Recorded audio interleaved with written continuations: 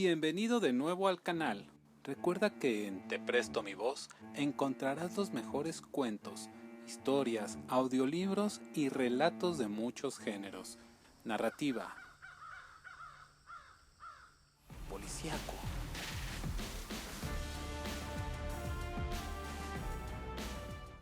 romance,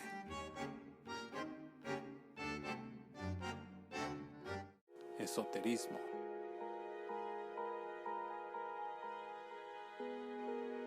ciencia ficción.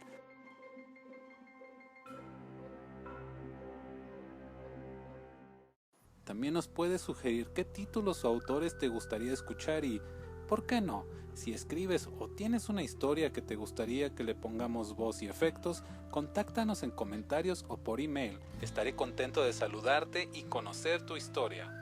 Recuerda que los videos de Te Presto Mi Voz se escuchan mejor con audífonos, así que corre por ellos, prepárate a escuchar el siguiente relato y, mientras te acomodas en tu mejor sofá o te preparas para dormir, suscríbete al canal, dale like, activa la campanita y disfruta de esta historia.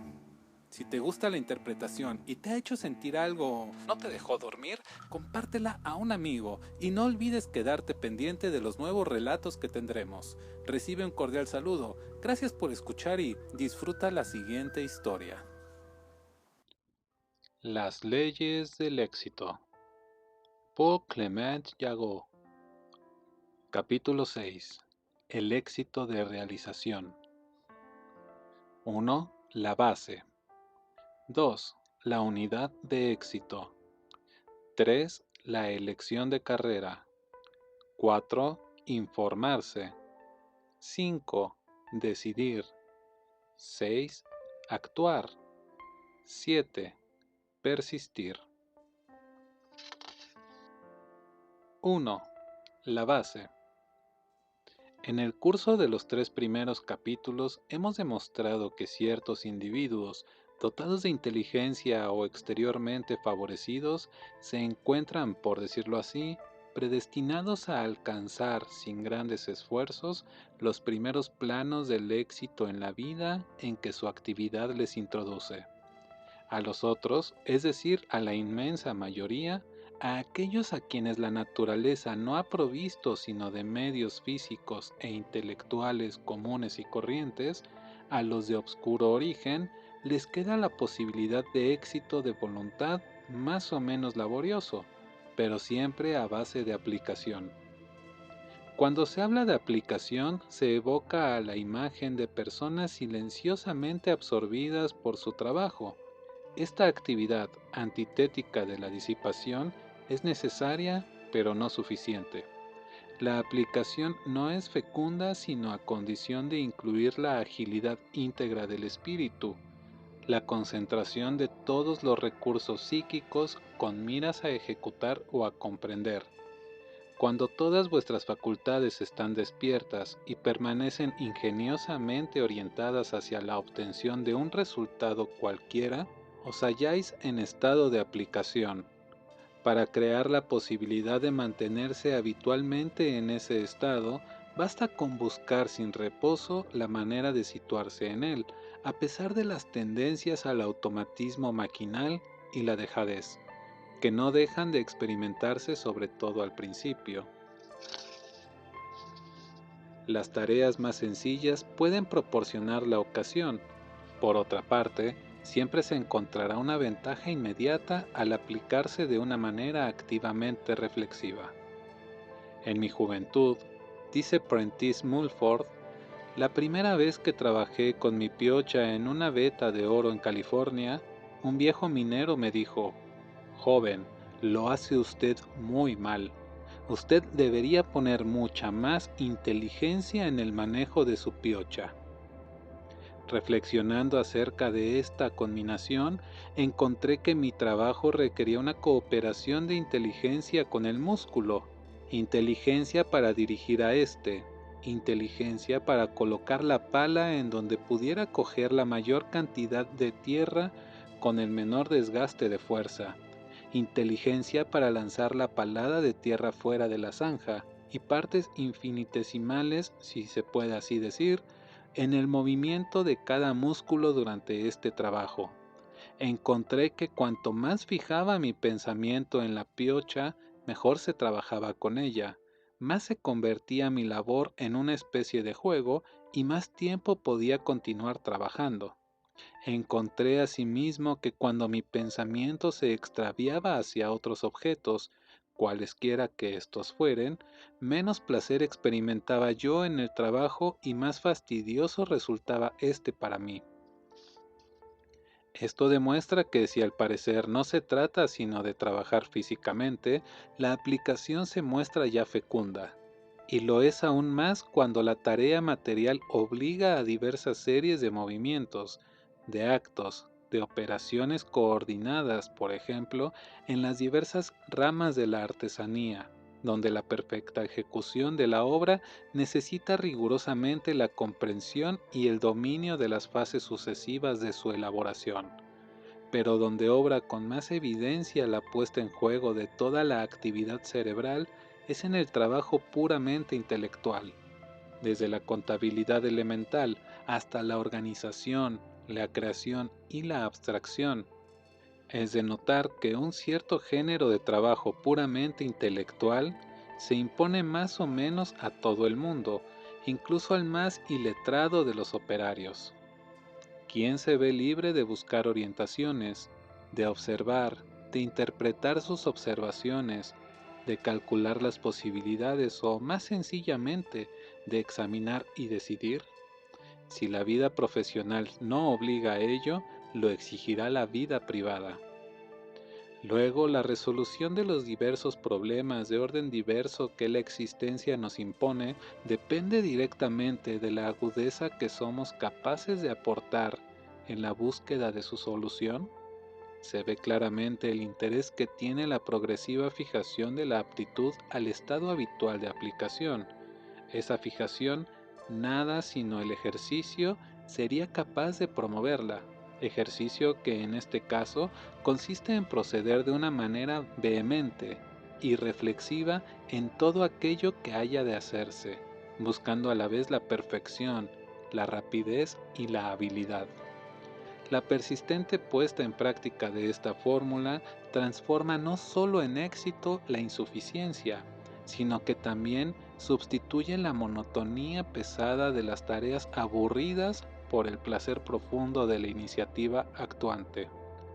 La mayoría de aquellos a quienes la suerte impone alguna profesión para la cual no experimentan ningún atractivo, creen que para adquirir habilidad les haría falta ante todo sentir ese atractivo.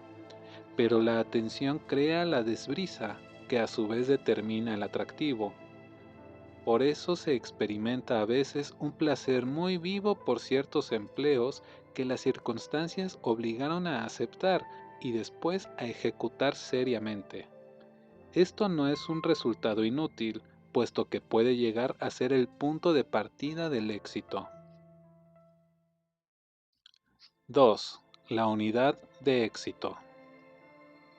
Si bien es cierto que tomado en su más vasta aceptación, en el sentido de un triunfo de conjunto, el éxito general tiene por base una serie coordinada de éxitos parciales. Toda tarea llevada a buen fin es una proporción de éxito. Es un examen. Cada composición bien tratada conduce al resultado final. En la entrada mensual de dinero en un comercio, cada venta aislada ha señalado un ingreso en caja. Una carrera entera totaliza millares de trabajos sucesivos. Si la mayoría son satisfactorios, ciertamente conducen a un resultado provechoso. Cualquiera que cultive la aplicación, la aptitud para cumplir convenientemente cada trabajo de una jornada, se forja el más seguro de los medios de acción. Adquiere la mejor clase de confianza en sí, la que resulta del convencimiento de su capacidad de esfuerzo. Así se llega a estar dispuesto a emprender una labor, seguro de no cejar. Supongamos que un joven deseoso de ampliar su horizonte, pero indeciso todavía acerca de lo que le conviene, tiende para empezar a asegurarse una posición algo más elevada que la que ocupa, y que para obtener esa nueva situación tenga que pasar por un examen. Si él ha seguido nuestros precedentes consejos, la suma de conocimientos que habrá de adquirir no serán un obstáculo en sus propósitos, porque sabe que cada día lo puede llevar a cabo una sesión de continuo y concentrado trabajo, y que al cabo de un cierto número de sesiones habrá adquirido todos los conocimientos necesarios para sus fines. Si poco familiarizado con los libros, le cuesta mucho trabajo el retener siquiera algo de lo que estudia en los primeros momentos, su aplicación estimulará poco a poco sus mecanismos intelectuales y los dominará progresivamente. Además, en razón al hecho de que la habilidad debida a la aplicación crea el atractivo, irá tomando una creciente afición al estudio. Otro ejemplo.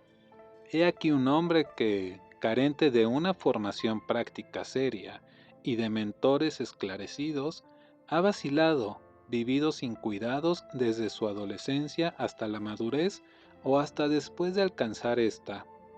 Afirmamos que la observancia del principio que sigue, toda tarea ejecutada con concentración y pasión es una unidad de éxito, lo encaminará seguramente hacia el éxito, sin hablar de las ventajas que muy a menudo obtienen aquellos que ponen realmente toda su inteligencia al servicio de una ocupación cualquiera.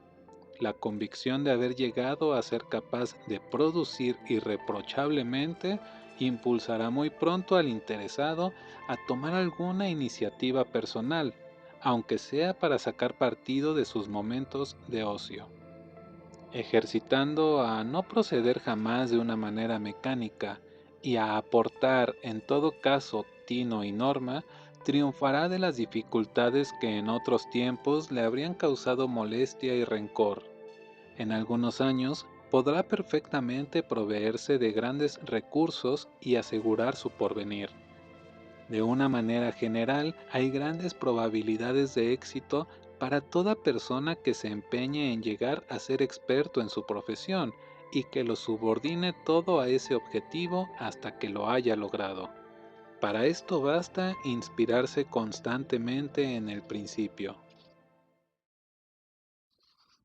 3. La elección de carrera. Ciertos individuos tienen únicamente presente la cuestión provecho y se hallan dispuestos a optar, entre las diversas carreras a las que aspiran, por aquella que parece ofrecerles las posibilidades más elevadas de beneficio material. Para ellos, el éxito consiste en la adquisición de riquezas. Otros no se sentirán enteramente satisfechos si no les fuera posible seguir hacia un objetivo especial a donde les impulsan sus tendencias. La cuestión del dinero queda relegado en el segundo plano. Mientras sea posible, vale más elegir su camino de conformidad con las aspiraciones, pero ¿cómo precisarlas? Tratando de analizar y, para ayudar a ese análisis, comportándose con otros. Nuestras observaciones nos permiten repartir en 8 tipos generales las características inspiradoras de la orientación profesional. El bosquejo de estos 8 tipos ayudará a cada cual a juzgar sus propias disposiciones. Tipo A. No exige más que recursos que le permitan subsistir tranquilamente. Su ideal es un empleo que solo requiera trabajos fáciles de aprender y ejecutables sin esfuerzos, sobre todo sin esfuerzos de atención o de reflexión. Este tipo aborrece toda preocupación. Las chambitas administrativas le convienen perfectamente. Si obtiene una de ellas, ya está contento. Se concibe que a las personas clasificadas según el tipo A les sea extremadamente penoso poner en práctica nuestras indicaciones. Sin embargo, a menudo les son indispensables, incluso si limitan sus deseos a la obtención de un puesto poco remunerado, pero tranquilo, porque hay competición, concurso y por lo tanto necesidad de estudios previos, arduos a veces. Sugestionable y dócil, el tipo A tiene también su lugar como edecán, persona de confianza, secretario sirviente. Si no llega a vencer su punto débil, una extrema flaqueza, su razón y su moralidad se defienden difícilmente cuando surge el cebo de la ganancia fácil, aunque sea improbable o chueca. Para él es del mayor interés reaccionar, es decir, no juzgar jamás ni arriesgarse nunca. Tipo B. El segundo de los tipos no siente predilección por ninguna clase de trabajo especial, pero en él el instinto de conservación, muy activo, muy ambicioso, no rehúsa la fatiga con tal que el esfuerzo sea provechoso. Cuando ha logrado estar seguro, el deseo de adquirir persiste en él y le sacrifica con gusto todo lo demás. Aunque sus necesidades sean más costosas, le gusta poder disponer siempre de más recursos, y aun cuando posea con exceso, teme carecer de medios de vida. Todo género de trabajo que sea bien retribuido, por duro que sea, satisface al hombre del tipo B. La jornada de 12 a 15 horas la resiste. El nivel de sus aptitudes y las circunstancias deciden de la profesión en que perseguirá su objetivo: explotación agrícola, transportes, trabajos de fuerza, producción industrial, empresas peligrosas, negocios de mucha sujeción, etc. Animoso y tenaz, el tipo B consigue generalmente sus fines, demasiado simplistas para favorecer el desparramamiento de su pensamiento, pero esa medalla tiene su reverso: duro, brusco, cerrado a cualquier grado de la cultura. Ese género de hombre sufre un desgaste rápido porque carece de moderación y abusa de su vitalidad. Además, su naturaleza le predispone a pasiones violentas y a extravíos insensatos, no sin peligro para él y para los demás. Todo cambia si sabe hacerse dueño de sus instintos y de su animismo. Entonces obtiene menos provecho material, pero asegura su propia vida. Tipo C. Para el tipo C, la palabra éxito implica no solo la idea de posición, sino también y sobre todo la satisfacción de una necesidad intelectual: adquirir un dominio para una tarea, modesta o superior, pero que necesite una agudeza refinada, el gusto por una bella ordenación, la aptitud estética. Del albañil al ingeniero, del escribiente al abogado, del periodista al escritor de primer orden, hay lugar para numerosas variedades del tipo C. Tal persona que brilla en un puesto modesto y triunfa, si quisiera forzar su talento, no obtendría ningún resultado. De donde la importancia que tiene para este tipo valorar son complacencia el nivel y la perfección de sus disposiciones, y encuentra con tanto mayor seguridad el éxito cuando, a fin de perseguirle, elige una actividad para la que esté dotado de conocimientos que le coloquen por encima del promedio de los otros profesionales. Ya hemos hablado antes del peligro que ofrece el mirar hacia lo alto. Ese peligro está particularmente inclinado a correrlo los individuos del tipo C. Estos toman sus deseos y sus aspiraciones por realidades y por no haber mirado con justeza, es decir, en la línea de sus posibilidades, lo cual les aseguraría el máximo de resultados compatibles con sus facultades. Derrochan sus energías intentando obtener lo imposible. Algunos más astutos se limitan a una especialización muy personal en donde pueden pasar como autoridades. Tipo D. Clasificamos en él a todos los hombres impulsados por una inclinación a investigar, los exploradores, los ávidos de conocimientos de un orden cualquiera. De todos, son quizá los menos codiciosos. Comprender, descubrir, conocer, he aquí lo que les preocupa. Su defecto, cada cual tiene el suyo, es la falta de sentido práctico. El sabio que prescinde del beneficio material de sus investigaciones pertenece al tipo D. Se elogia su desprendimiento sin acordarse de la apatía del propio interesado. El hecho de sentirse atraído por las diversas cuestiones que componen los programas de estudios orienta hacia aquellas situaciones a las que no se llega sino mediante una suma de conocimientos de importancia. Esa atracción, esa avidez, a veces débil al principio, se intensifica si se la satisface con método. Es indispensable para todas las profesiones que necesitan del cerebro humano el registro previo de un código de obligaciones precisas y detalladas. Aunque con títulos muy diferentes, el derecho y las finanzas, por ejemplo, corresponden al tipo D, así como las matemáticas superiores, la filosofía o las ciencias exactas. Tipo E. Engloba a todos aquellos a quienes su actividad realizadora impulsa a crear o a ordenar mecanismos, no ya únicamente en el aspecto industrial, sino en todo aquello en que puede desplegarse su inclinación a coordinar, a acoplar, a idear.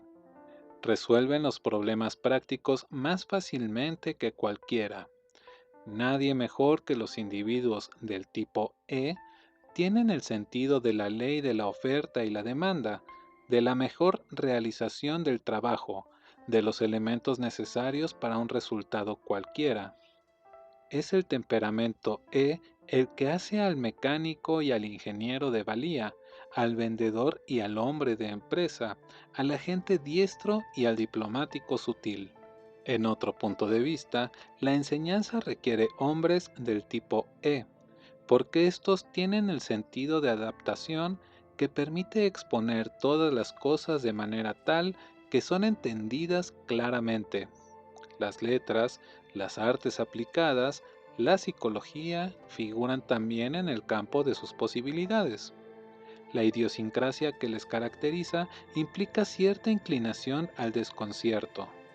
Muy asimiladores, tienen gran trabajo en impedir a su atención espontánea que se desparrame sobre un gran número de objetos. Para triunfar les es, pues, indispensable esmerarse sobre todo a la concentración. Tipo F. De todos es el más combativo, porque reacciona automáticamente contra cualquier oposición. Su lema, que él cumple aun cuando no se la haya propuesto, es mezclarse, sojuzgar, pelear, asegurarse la supremacía. Un luchador, un político, un militar son otros tantos estados de ánimo del tipo F. Este lucha ferozmente, ásperamente por su propio interés si su egoísmo guarda una forma primitiva, material, pero en otro orden de ideas él se olvida de sí y lucha por una causa impersonal. Vigoroso y poco culto, se aficionará a la materia bruta y experimentará placer en moldearla, en imponerle formas o destinos determinados. Será entonces un metalúrgico, un forjador, un cantero. Si su envergadura intelectual alcanza el nivel conveniente, atacará el mal, contra el cual se siente muy bien dispuesto. Entonces será policía, cirujano o reformador. Un cierto grado de egolatría o de fanatismo hace temible al tipo F, porque entonces sacrifica sin piedad a todo aquel que se le pone delante. Desgraciadamente, la humanidad no se ha librado todavía de todos los tiranos de este género, acaparadores, oligarcas explotadores que pasan cuchillo a todas las multitudes tan solo en su provecho. Desde el punto de vista individual, el defecto del tipo F reside en su predisposición a la bravata y a la violencia. Su lucidez de espíritu sufre por ello. El cultivo del reposo, la educación filosófica y la inclinación a la prudencia equilibran ventajosamente a los individuos de este tipo. Tipo G. Gobernar, legislar, administrar, converger e imponer el orden. Tales son las tendencias características del tipo G. Un almacenista cuidadoso, un contador perfecto, un buen intermediario, un presidente de consejo de administración, un notario, un gobernador, un hombre de Estado, pertenecen todos al tipo G, aunque en condiciones muy diferentes. Allí se requieren del sentido del mando y del manejo de los valores concretos, la lógica objetiva, el positivismo realizador, la aplicación exacta de principios probados. El tipo G conviene especialmente. No es innovador, se aferra a lo establecido y se inspira en las tradiciones. Le va bien en carreras revestidas de un sello especial de seguridad y de oficialidad. Asume dignamente toda responsabilidad cuando se le inviste de ella dentro de un marco constitucional. Sus iniciativas eventuales no sobrepasan nunca más allá de lo que el cargo le impone. Provisto de medianas facultades, el hombre del tipo G debería buscar su vía entre los grandes organismos administrativos. Su punto débil reside a considerar definitivo todo resultado adquirido. Cuenta demasiado con la estabilidad de su posición. Los cambios de la suerte le sorprenden por el contraste que significa con lo que crea sólido. También soporta mal la adversidad. El tipo G tiene interés en familiarizarse con la noción de lo accidental.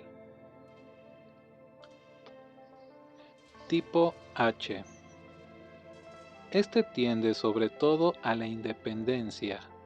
Se subordina voluntariamente a las disciplinas que ha concebido, a los principios de que ha discernido el carácter juicioso, pero no sufre la autoridad de otros sino por fuerza. Prefiere, pues, sufrir y padecer, con tal de volar con las propias alas antes que vivir sin preocupaciones sometido a un salario. Por otro lado, no le gusta estar encargado de dirigir a los demás. Su lugar se encuentra, pues, entre los agentes de negocios, intermediarios, corredores de comercio, procuradores, mandaderos, etc., que trabajan independientes por su cuenta y riesgo. Según se dice, la necesidad despierta el ingenio.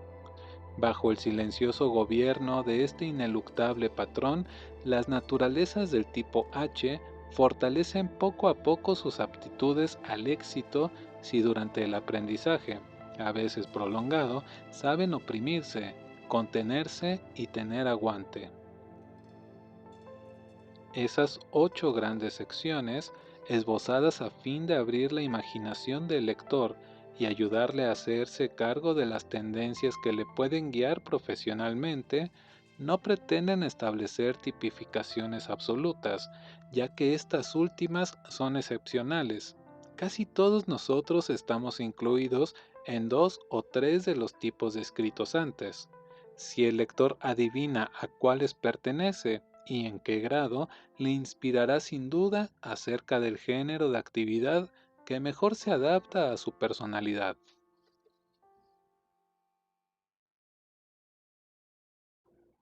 4. Informarse.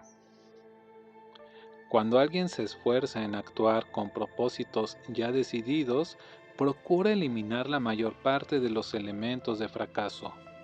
Para ello le hace falta dedicar un cuidado especial a la fase de información. Así, la elección de un oficio, de un negocio, necesita una investigación previa a fondo. Esa investigación debe tender a 2 puntos. Ante todo, el oficio o negocio en que se ha pensado permite obtener el resultado final hacia el que se tiende. Sus inconvenientes, siempre los hay, figuran entre aquellos que se pueden resolver. La fuente más segura de información es el hombre que se encuentra en el campo en el que se pretende penetrar. Id a ver trabajar a aquellos que hayan adoptado la profesión que os atrae. Tratad de entrar en relación personal con ellos y de hacerles hablar por separado. Escucha sucesivamente a los más nuevos en la profesión, a los hombres de edad madura y a los antiguos en ella.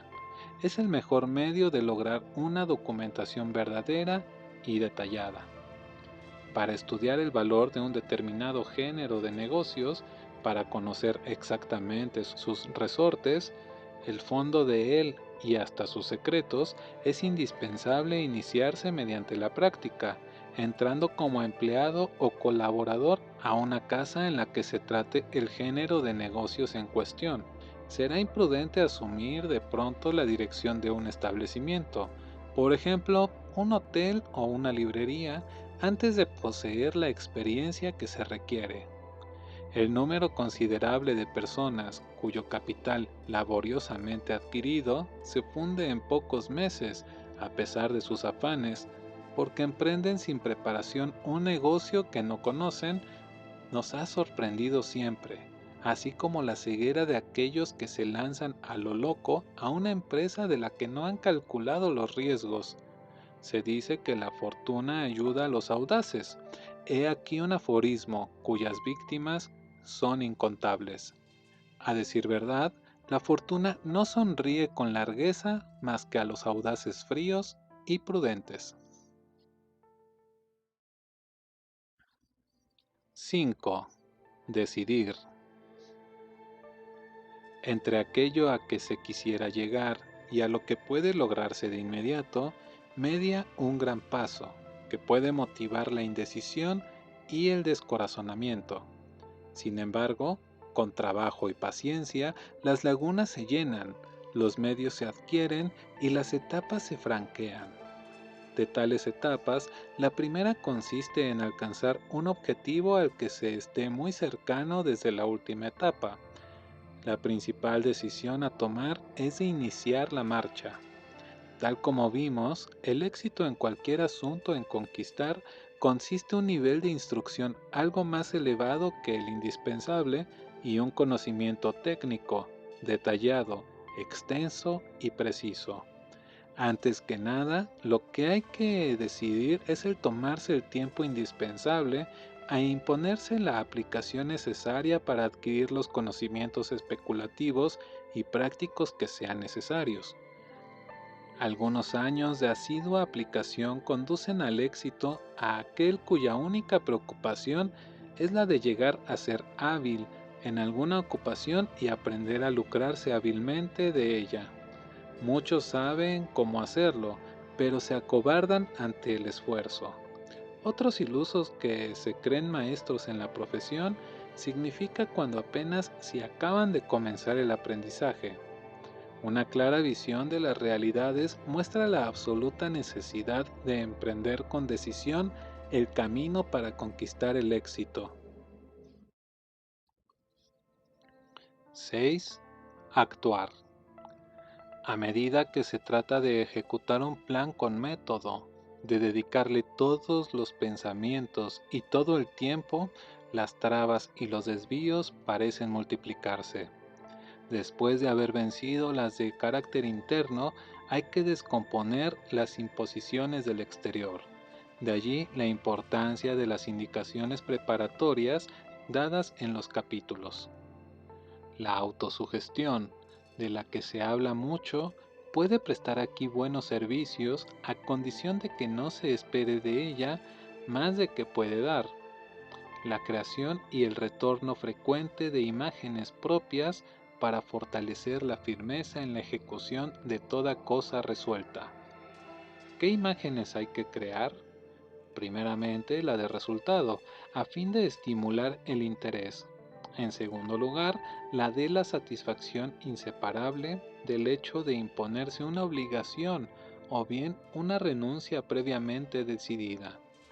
En tercer lugar, la del remordimiento, del pesar, que sobreviene después de una concesión a la flojedad o al placer inmediato. Ni la repetición automática de una fórmula, ni las evocaciones vagas y fugitivas nunca dieron nada de positivo. La autosugestión no opera sino a condición de fijar constantemente el pensamiento sobre imágenes convenientes, de vivir con intensidad, de obsesionarse por algo que valga la pena.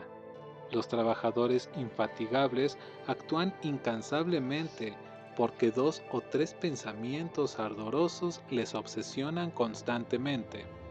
La ventaja para el hombre que sabe ponerse a la obra a la hora prevista y sumirse en ella durante horas, insensible a todo lo que le rodea, nos parece una de las más potentes autosugestiones.